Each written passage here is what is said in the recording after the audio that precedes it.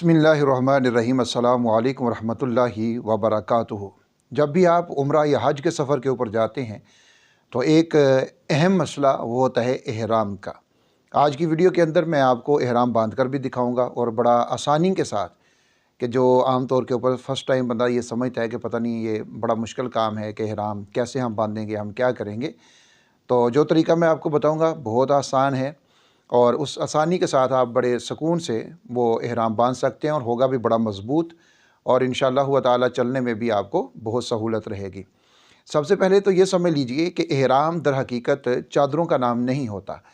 एहराम उस हालत का नाम है जो हम नियत करते हैं हज या उम्रा की, तो उसके बाद जो हमारी एक हालत है वो असल में एहराम है, वो नियत हमारा एहराम है। लेकिन अब जब नियत कर ली जाती है हज की या उम्रा की, तो उसके बाद जो मर्द हैं उनके लिए अब ये हुक्म है कि आप लोग सिला हुआ लिबास नहीं पहनोगे। अब मर्दों ने जब सिला हुआ लिबास नहीं पहनना तो मर्दों ने क्या पहनना है? मर्दों के लिए अब वो चादरें बांधेंगे और सफ़ेद रंग की बांधेंगे। लेकिन इसमें अगर किसी को कोई ऐसा मौका हो उसके पास सफ़ेद चादर नहीं है तो वो किसी भी रंग की चादर बांध सकता है, पहन सकता है। लेकिन सुन्नत सफ़ेद रंग की चादर का पहनना है, ये मर्द के लिए है। औरत जब नियत कर लेती है तो औरत का जो लिबास है वही उसका एहराम है, क्योंकि नियत ही असल में एहराम होती है, उसके लिए कोई मखसूस लिबास नहीं है। अमूमन कुछ ख़वातीन सफ़ेद अबाया वगैरह पहनना ज़रूरी समझती हैं, तो ऐसा नहीं है। उनका जो भी लिबास होगा वही उनके लिए एहराम कहलाएगा और वो उसी के अंदर अपना हज और अपने उम्रे को वो मुकम्मल कर सकती हैं। अब जब मर्दों ने सिला हुआ लिबास नहीं पहनना तो उन्होंने अनसिली चादरों को पहनना है। और मर्दों के लिए अब यहाँ पर कुछ और अहकामात भी होते हैं। वो ये, एक, वो अपने सर को खुला रखेंगे, सर के ऊपर टोपी या अमामा कोई चीज़ वो नहीं पहनेंगे। दूसरा कि मर्द जो हैं अपने पाँव को नहीं ढांपेंगे, यानी मोज़ों का इस्तेमाल नहीं करेंगे, बंद जूते का इस्तेमाल वो नहीं करेंगे। ऐसी जूती का इस्तेमाल करेंगे जो दोनों कौलों के मुताबिक वो पाँव की जो सामने वाली उभरी हुई हड्डी होती है उसको और पाँव के जो टखने हैं उनको, इन दोनों चीज़ों को वो खुला रखे, ऐसी जूती का मर्द इस्तेमाल करेंगे। औरत जो है वो बंद जूती का भी इस्तेमाल कर सकती है, मोज़ों का भी इस्तेमाल कर सकती है। औरत के लिए बस इसमें एक चीज़ की एहतियात ज़रूरी होती है, वो ये कि वो नकाब अपने चेहरे के ऊपर ना लगाए। और जब ये नकाब की बात होती है तो फिर अमूमन इसमें यह समझ लिया जाता है कि शायद वो चेहरे का पर्दा नहीं करेगी। ये दोनों अलहदा-अलहदा मसले हैं, नकाब लगाना और चेहरे का पर्दा करना। अब चेहरे में इसका पर्दा करने का जो तरीक़ा सैयदा उम्मुल मोमिनीन आयशा सिद्दीक़ा रज़ियल्लाहु ताला अन्हा से जो मनक़ूल है दौरान एहराम के, वो ये है कि आप फरमाती हैं कि हम सर के ऊपर से चादर को अपने चेहरे के ऊपर फेंक लिया करते थे जब हम एहराम की हालत में होते थे, और जब कोई भी नहीं होता था तो हम उसको उठा भी लेते थे। यानी नकाब जो चेहरे के साथ बिल्कुल बंधा हुआ होता है वो ममनू है। ऊपर से चादर ख़वातीन अपने चेहरे के ऊपर डाल सकती हैं, लेकिन वो इस तरह से कि वो चेहरे के साथ मस ना हो। अगर मस भी हो तो थोड़े वक़्त के लिए, ज़्यादा वक़्त के लिए ना हो। यानी अगर मुसलसल 12 घंटे तक चादर खातून के चेहरे के साथ लगी रहती है तो फिर उसके ऊपर दम वाजिब हो जाता है। तो इसलिए वो इस चीज़ का ख्याल रखते हुए वो चेहरे का पर्दा भी कर सकती हैं और इसके साथ साथ वो अपने चेहरे को इस हुक्म से बचा भी सकती हैं। तो ये ख़वातीन के लिए है, वो अपना एहराम, उनका लिबास ही उनका एहराम है, और मर्दों के लिए सफ़ेद चादरें हैं। अब जब हमने चादरों को बांधना है तो इसमें एक चीज़ का ख्याल रखें, मैंने दूसरी वीडियोज़ के अंदर भी ये बात मैंने आपको बताई थी, वो ये कि आप एहराम के 2 सेट लेकर जाएँ अपने साथ। मर्द जो हैं वो 2 सेट लेकर जाएँ। औरतों का चूँकि लिबास एहराम है तो उनके पास तो काफ़ी चीज़ें मौजूद होती हैं, तो मर्द 2 सेट कम अज़ कम जो है वो एहराम के लेकर जाएँ। एक आप अपने हैंड कैरी में रखें और एक अपने जो लगेज आपने वहाँ पर जमा करवाना है उसके अंदर रख दें। अब 2 सेट इसलिए हैं कि इनकी वहाँ पर ज़रूरत पड़ सकती है। एक गंदा हो तो आप दूसरा सेट पहन सकते हैं और फिर पहले को धो भी सकते हैं। एक चीज़ का और ख़्याल रखना है, वो ये खुशबू के हवाले से मैंने अगरचे एक वीडियो के अंदर मुकम्मल उसकी तफसील बता रखी है, तो उसको आप ज़रूर देख लीजिएगा। वो ये कि जब आप नई चादर पहनते हैं नियत से पहले तो अगर आपकी चादर को खुशबू लगी हुई है, जो एहराम की चादरें जो आपने पहननी है उनको अगर खुशबू लगी हुई है तो कोई मसला नहीं है, इसके अंदर कोई मज़ाइका नहीं है। लेकिन ये उन चादरों को खुशबू अगर लगी हो तो मसला नहीं होगा जो चादरें आपने फ़र्स्ट टाइम पहननी है। अगर आपने दौरान नियत के ही उसी दौरान उसी सफ़र में और उसी दौरान आपने इहराम की चादर तब्दील करनी है। किसी भी वजह से गंदी हो गई या कोई मसला हो गया, आपने इहराम की चादरें तब्दील करनी है, तो अब आपको जो दूसरी चादरें आप पहनने लगे हैं इहराम की नीयत के साथ, तो उनको खुशबू नहीं लगी होनी चाहिए। यही मसला ख़वातीन के लिए है कि जब वो इहराम की नीयत करेंगी, उम्रा की हज की नीयत करेंगी, उससे पहले अगर उनके लिबास पर खुशबू लगी है कोई मज़ाइका नहीं है, लेकिन उसी नीयत के दौरान अगर उनको लिबास तब्दील करना है, उस लिबास में खुशबू नहीं होनी चाहिए। अगर खुशबू वाला लिबास पहनेगी तो फिर उनके ऊपर दम आ सकता है। तो अब इहराम की चादर को बांधने का तरीका आपको मैं बता देता हूँ। इहराम की 2 चादरें मर्द के लिए ज़रूरी होती हैं। एक चादर जिसका हमने तहमद बांधना है, दूसरी चादर जो हमने ऊपर ओढ़नी है। तहमद बांधने का तरीका यह है कि आप इहराम की चादर को ले लें। अच्छा, इहराम जब आप ख़रीदने जाते हैं तो उस वक़्त आप इसके जो साइज़ हैं उनको ज़रूर आप देखिएगा, क्योंकि इहराम जो होते हैं ये अमूमन 2 तरह के होते हैं, 2 साइज़ में ये मिलते हैं। एक इसका जो है वो बड़ा साइज़ होता है और एक दरमियाना साइज़ होता है।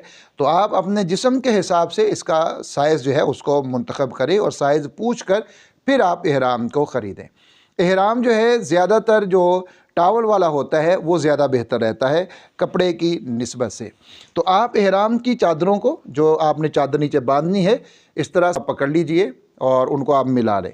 मिलाने के बाद आप इसको अपनी बाईं तरफ ले जाएं।